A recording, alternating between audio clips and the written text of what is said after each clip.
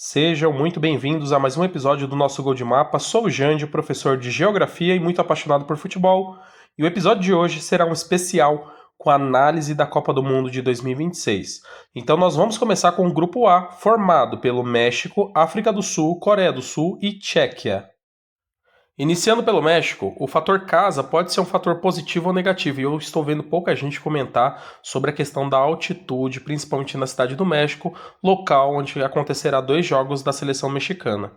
Ao mesmo tempo, um grupo mais acessível do que nas últimas edições, a pressão por resultados também pode ser um desafio para a seleção mexicana, que apresenta uma mistura muito boa de jogadores experientes como Jiménez, Ochoa e Álvares e jogadores muito jovens como Mora, Gutiérrez e Vargas.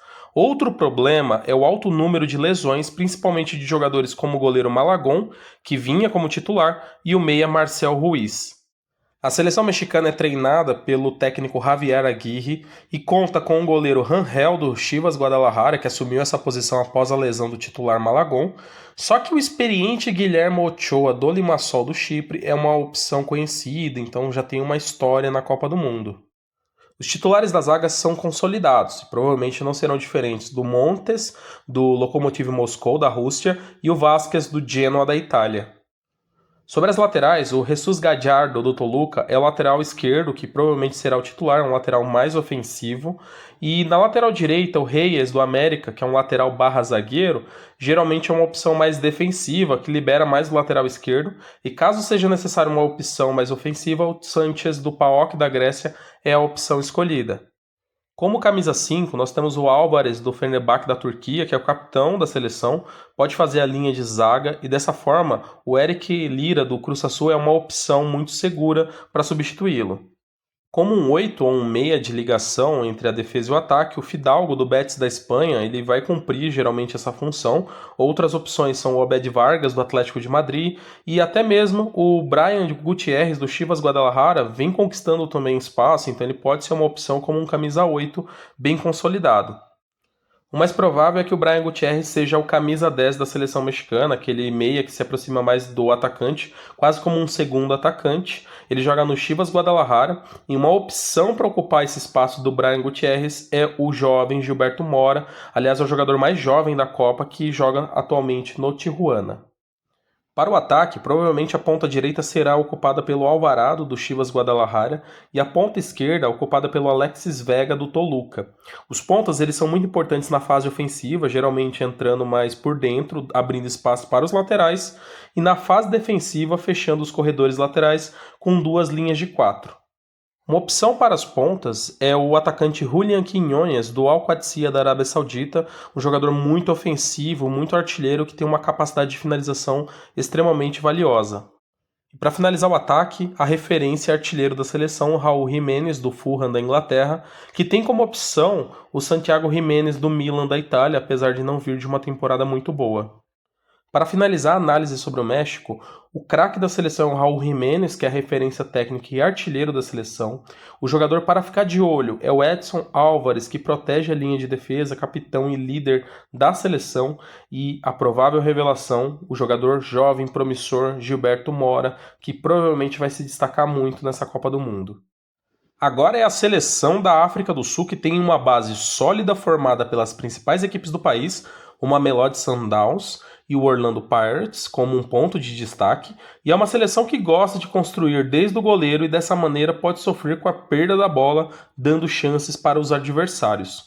Outro problema são as jogadas aéreas, levando em conta que a seleção tem a segunda menor estatura média da Copa, no caso 1,78. O time base da seleção da África do Sul, escalada pelo técnico belga Hugo Bross, começa pelo goleiro Williams, do Mamelodi Sundowns, que é o capitão e destaque da seleção, muito seguro, pegador de pênaltis e tem um ótimo jogo com os pés. A linha de defesa começa com o Sibisi do Orlando Pirates, que tem uma baixa estatura, ele tem menos de 1,80, que pode ser um problema, apesar de ser um zagueiro rápido. Nós temos o Imbokase, que faz o lado esquerdo, jogador do Chicago Fire dos Estados Unidos, muito promissor, e ainda tem opções como o Icon do Hannover da Alemanha para compor a linha de zaga. As laterais são totalmente do Mamelodi Sundowns, o Mudal e o Modiba, que são 2 laterais que avançam bastante. Como os 5 que protege a linha de defesa, nós temos mais um jogador do Mamelodi Sundowns, que é o motorzinho do time, o Teboho Mokoena. Ao seu lado joga o Citoli do Tondela de Portugal, e ainda nós temos opções como o Mbata do Orlando Pirates, que também pode jogar um pouco mais à frente. Para fechar o nosso meio de campo, 3 jogadores do Orlando Pirates. Nós temos o Mofokeng, que é um jovem com alto potencial, que joga mais como um camisa 10. O Moremi, que joga pela ponta direita. E pela ponta esquerda joga o Apolis, que vem se destacando recentemente. Outras opções de meio de campo, nós temos o Zouane do Mamelodi Sundowns e o Nkota do Al Ettifaq da Arábia Saudita. Os pontas são importantes na fase ofensiva, centralizando para abrir espaços para os laterais, ao mesmo tempo que na fase defensiva recuam para fechar os corredores laterais. Geralmente jogando isolado, o centroavante é o Lily Foster do Burnley da Inglaterra, que é o destaque ofensivo da seleção, e outra opção é o atacante Makigopa do Orlando Pirates. Finalizando a nossa análise sobre a seleção sul-africana, o craque é o Williams, goleiro muito seguro. O jogador para ficar de olho é o Lily Foster, que é o destaque ofensivo da seleção, e a revelação é o Mbokasi, zagueiro extremamente promissor, que pode se destacar bastante nessa Copa do Mundo. A Coreia do Sul foca suas forças em organização tática, contra-ataque veloz e bola parada. O meio de campo tem qualidade para sair jogando e os laterais são equilibrados para atacar e defender. Sobre os problemas, mesmo com 2 ou 3 zagueiros, apresenta dificuldades para fechar os espaços entre os zagueiros e os volantes. A seleção sul-coreana é treinada pelo técnico Hong Mil-bo. O goleiro é indefinido, então nós temos as opções do Kim Seung-gil do FC Tóquio do Japão e o Jo Hyun-woo do Ulsan Hyundai.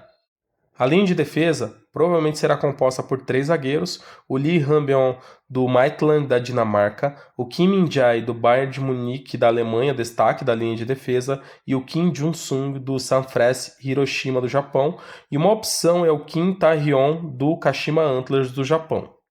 As laterais são bem definidas também. O Seo Yong-woo, do Estrela Vermelha da Sérvia, será o titular da lateral direita, com a opção do Kim Moon-hwan, do Daejeon Hana da Coreia do Sul. A lateral esquerda será composta pelo Lee Tae-seok, do Áustria Viena.